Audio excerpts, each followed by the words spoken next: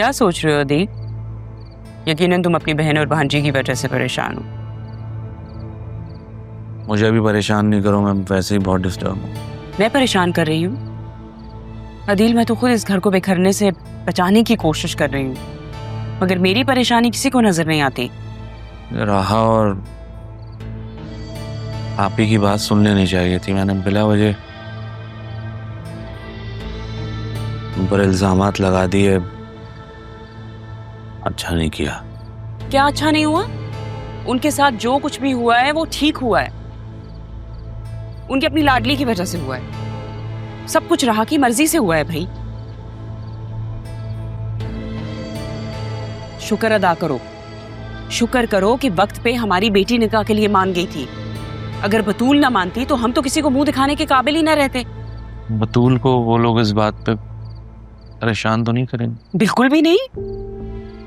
ये बात तो सच है कि ज़रियून हमारी बेटी को पसंद करता था। वो तो बस पापा की इज्जत की वजह से निकाह करने के लिए तैयार हो गया था।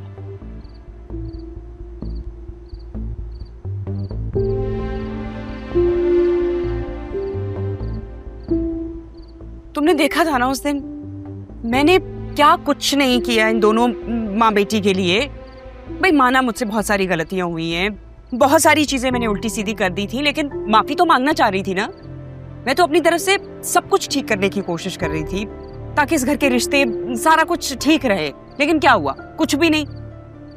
नतीजा क्या निकला? कुछ नहीं। मुझे अभी इस बारे में कोई बात नहीं करनी आसिया। I am out. मैं नहीं चाहती कि तुम खामोश रहो। तुम्हारे दिल में जो कुछ भी है, जो भी गुबार है, उसको निकाल दो।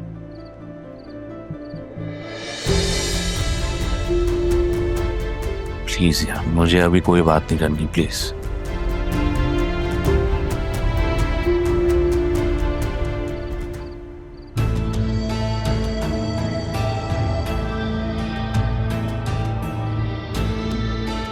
क्या जरूरत थी मुझे बोलने की? चुप होके बैठ जाती तुम।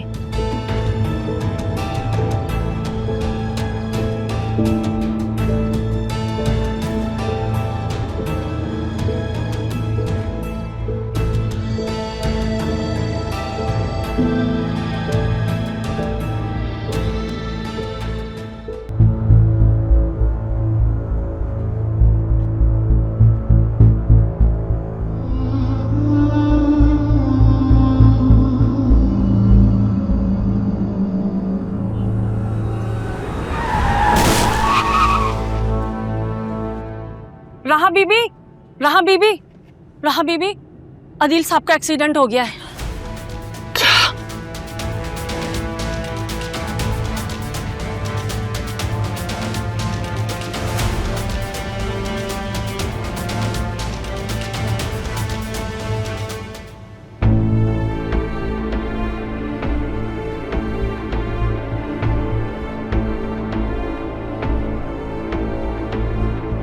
आसिया, अदील, अदील कैसे?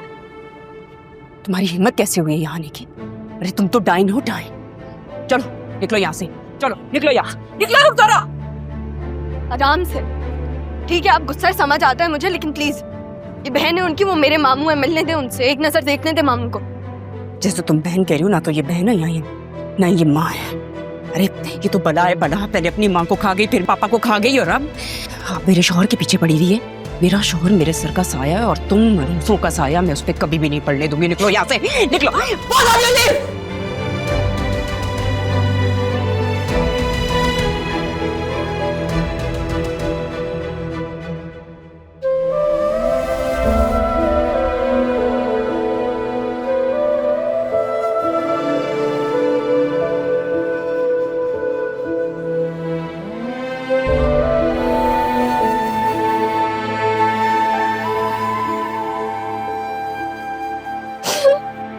हौसला करें ना अम्मी। कैसे करूं हौसला? देखा नहीं तुमने, हासिया ने मुझे अपने भाई से ही नहीं मिलने दिया। मामू मिल लेंगे आपसे, आप फिक्र नहीं करें। कैसे मिल लेंगे? हासिया की आंखों में इतनी नफरत है हमारे लिए। वो घर आके मिल लेंगे। आप तो अपने आप को सही रखें ना, आप मत रोएं, आप रोएंगे तो फिर उनके लिए दुआ कौन मांगेगा, है ना? आप मत रोएं प्लीज, आप मत रोएं। चले चलते हैं, आजा।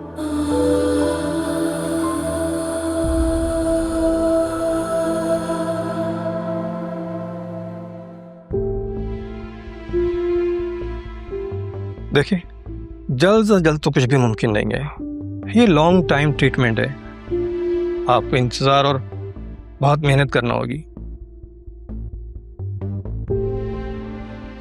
आप बस प्लीज कोशिश करें कि अदील पैरालाइज्ड ना हो। जी, वक्त के साथ साथ बेहतरी ज़रूर आएगी। हम ये नहीं कह रहे हैं कि पेशेंट मुस्तकिल बेड पे रहेगा। अब ये पेशेंट की विल पावर पर है कि वो ख़ुद को कितनी जल्दी ठीक करना चाहता है। हो सकता है कि अगले 6 माह में खुद को ठीक कर ले, या फिर 6 साल लग जाए। आप लोग हिम्मत और दुआ करें, हम यह दवा करते हैं। कतूल हिम्मत करो, परेशान मत हो, सब ठीक हो जाएगा, तुम रो मत प्लीज। मुझसे बाबा की हालत देखी नहीं जा रही सयूम। मैंने कभी उन्हें इस हाल में नहीं देखा, मुझे समझ में नहीं आता। इस तरह से करोगी तो कैसे चलेगा? वो ठीक हो जाएंगे, कह तो रहे डॉक्टर।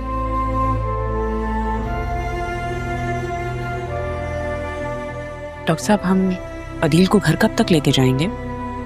देखिए, अभी तो इस बारे में कुछ नहीं कह सकते हैं। कल पेशेंट की 2 माइनर सी सर्जरीज हैं, उसके बाद ही आपको बताएंगे घर कब ले जाना है। हाँ, घर जाने के बाद फिजियोथेरेपिस्ट से आपने मुस्तकिल इलाज जारी रखना है। लेकिन एक बात को याद रखिएगा कि उन्हें किसी भी किस्म का स्ट्रेस या परेशानी ना हो।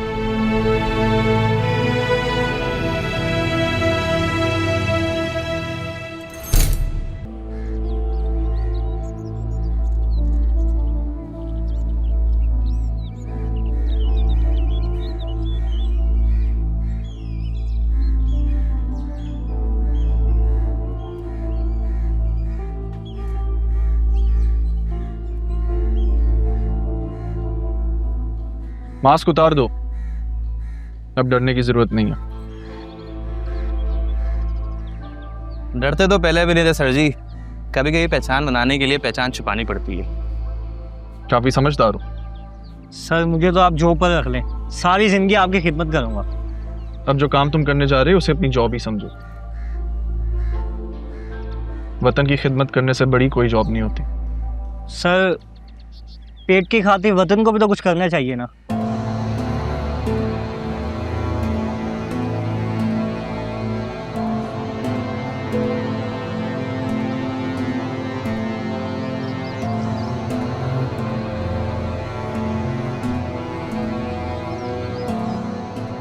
सर, आपने कुछ और भी बात करनी थी। मुझे एक पर्सनल काम में तुम दोनों की हेल्प चाहिए, लेकिन इंतहाई ईमानदारी और एतमाद वाला काम है। क्या मैं तुम लोगों पे यकीन कर सकता हूँ? सर, आप बिलीव कर सकते हैं।